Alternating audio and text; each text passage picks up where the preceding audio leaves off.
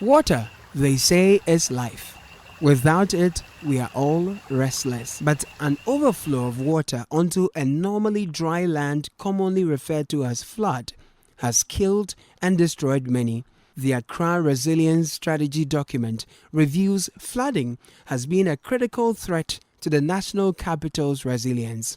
Between the year 2000 and 2012, the document compiled by the Accra Metropolitan Assembly shows 83 lives were lost to floods. More than 170,000 persons were displaced, with damages approximated at $43.7 million. The mother of all floods in Accra occurred in 2015, the twin disaster of fire and floods that claimed 150 lives and affected approximately 52,000 people in a day at the Kwame Nkrumah Circle.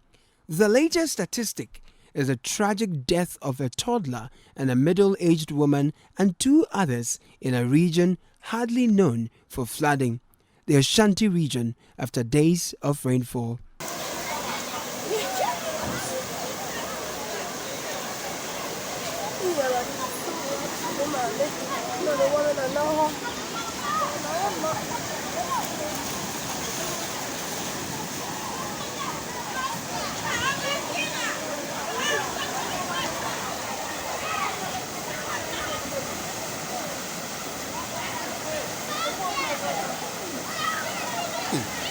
Munjusunko na dia na momalo kwani mako na dia na mu yodura ba hadio.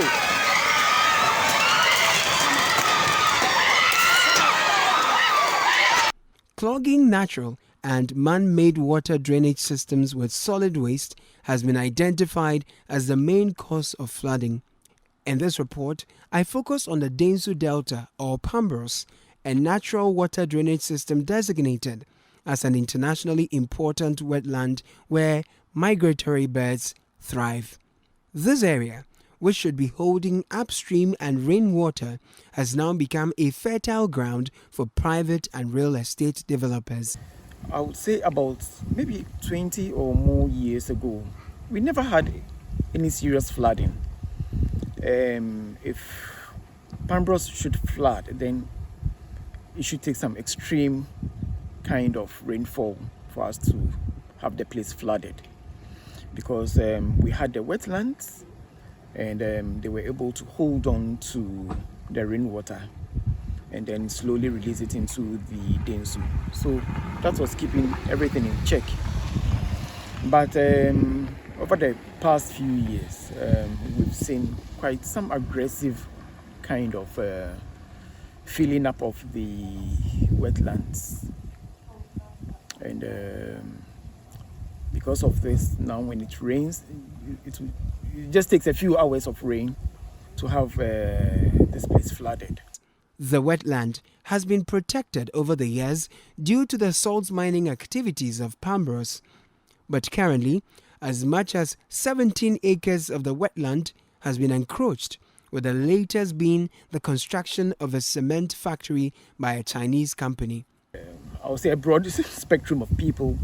You have churches, you have people building up apartment blocks, and then quite recently we've had a Chinese company putting up a cement factory close to our production area. The salt will be contaminated from the cement dust. But this is Ghana for you, and all this is going on. It's not like we've not complained about it. We've written to the authorities, the municipal assembly. We've also written to EPA. We've also written to Ministry of Science and Environment. But they will not even respond to your letter, and it's rather sad. The presence of reeds is evidence this area is a wetland, hence must be left uninhabited. But homes are springing up by the day. Some of the reeds are even taller than the houses being put up. Walls are falling and cracking, but it won't deter developers, some of whom acquired lands oblivious of the status of the area and pressured by the need to find roof over their heads. For others, a cheaper option and indiscipline leads them. Well, first, this place was very horrible. It is waterlogged area, but now I think it's okay due to due to the feeling of this area and tidying of this area. I think we are very safe now. Okay. So when you came here 13 years ago, how was this place like? Oh, it was very terrible. It is very waterlogged. You can't even go out when it's raining. And it flood all over. You can't even go out. Actually, maybe I have about 3 years. Na name 2 years issue no. Ya na issue to announce no aye went nyame ni mo ye ni mo ho no. Ya Philippa but I say obi e feeling ha. To mo feeling nti no mo pagya pa anyina ba see ye ho no. Ha. Te still no me nwa no mo fa plan mo be de be ye de mbesa afili kom be fa so. It's a disaster in waiting. There's a disaster, a flood disaster as we have it in these areas. NADMO would always come in to support and do what we have to do. But like I said earlier, NADMO is now very proactive. So we do not even wait for the disasters to occur. What we're doing now is doing sensitization, telling people about the preventive measures, preparing ourselves, etc. And so importantly, let's do the right thing so that we don't even have to be discussing these things, because some of these things, they are man-made disasters. They are not natural ones, so that NADMO can concentrate on the natural disasters and be more effective in that regard.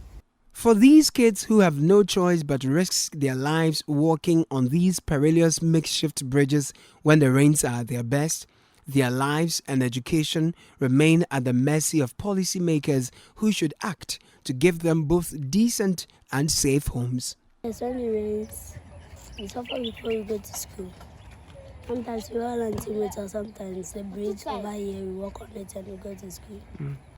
Far-reaching solutions require drastic action, but academics who have researched into this situation for years say only a dedicated political will can avert the looming danger. Currently, what should be done, per my own point of view, is the areas that or the buildings that are actually on the waterways, first and foremost, should be demolished.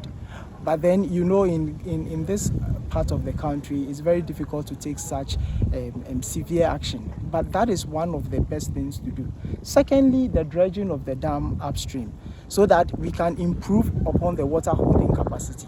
So the whole idea here is we have water coming into this wetland. Now the wetland has been compromised. The ecological integrity of this wetland is questionable now. The way it used to function in the past is no longer functioning like that now. So there's little water that comes in, flooding the entire area. But ideally, wetlands are supposed to actually prevent us against flood.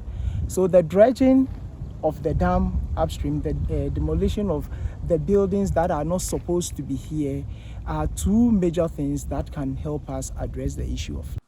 Ironically, while encroachment of the Pambros wetland exposes the city to more threats of flooding, especially in the Wejagbawe Municipal Assembly, acute water shortage has hit parts of the city.